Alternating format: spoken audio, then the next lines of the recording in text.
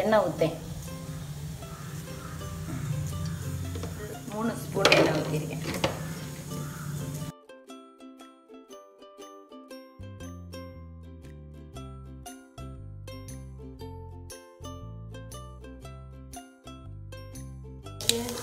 வெந்தயம், கடுகு போட்டாச்சு. காஞ்ச மிளகாய் நீ கிண்டி விடுவோம். கிண்டி விட்டுட்டு நல்லா ருசியாக இருக்கும். தக்காளி எல்லாம் போடுவோம்.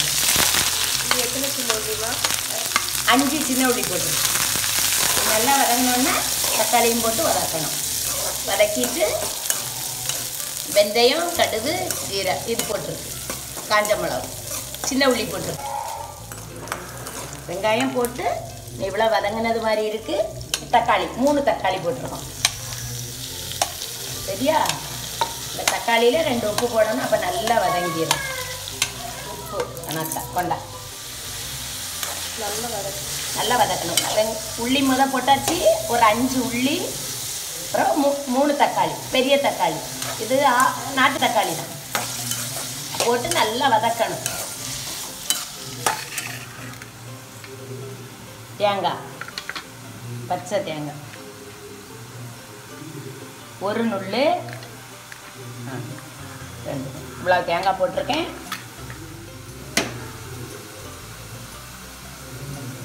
ஒரு ஸ்பூன் வத்தல் பொடி. குழம்புக்கு 2 மஞ்சள் பொடி போடணும். இது வேறு டேஸ்ட்டாக இருக்கும். அதனால் 2 மஞ்சள் பொடி கொஞ்சம் போட்டால் போதும். அவ்வளோ மஞ்சள் பொடி, 2 ஜீரகம், 1 நிறைய போடாண்டா 1 ஸ்பூன். இதுங்க வதங்கிட்டே இருக்கு. மஞ்சள் பொடியெல்லாம் இந்த மல்லிப்பொடி போடுவாங்க. இது மல்லிப்பொடி ஒன்றும் போடாங்க. 1 ஸ்பூன் அளவாக தண்ணி. நான் இந்த புளி நான் போட்டு வச்சுருக்கேன்.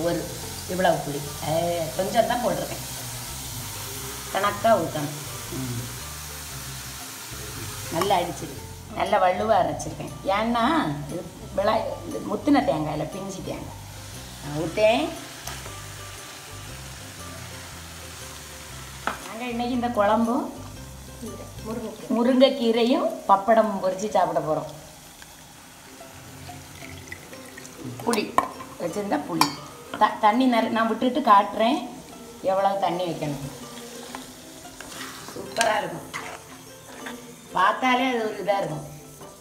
இதே வச்சு பப்படம் பொரிச்சு நீங்கள் சாப்பிடலாம். தண்ணி எடுத்துட்டு வா.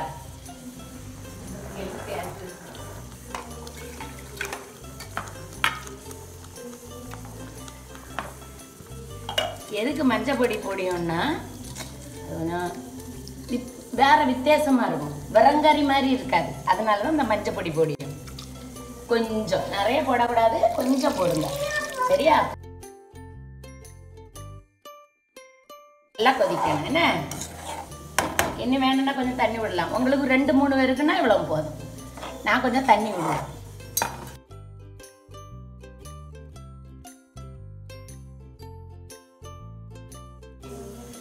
ஊற்றியாச்சு. ஆனாலும் இவ்வளவு தண்ணி போதும். ஒரு நேரத்துக்கு தான், மத்தியானத்துக்கு மட்டும். எல்லாருக்கும் தாராளம்.